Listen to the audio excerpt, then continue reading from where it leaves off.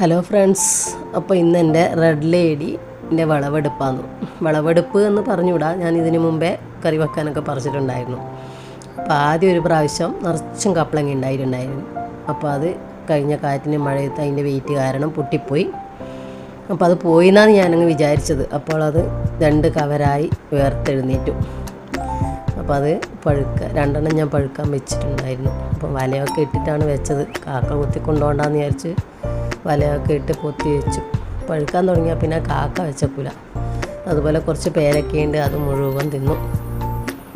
വവ്വാൽ തിന്നു പേരക്ക മുഴുവൻ. അപ്പോൾ നമുക്ക് ഇന്നിത് മുറിച്ച് നോക്കാം എങ്ങനെയുണ്ട് എന്നുള്ളത്.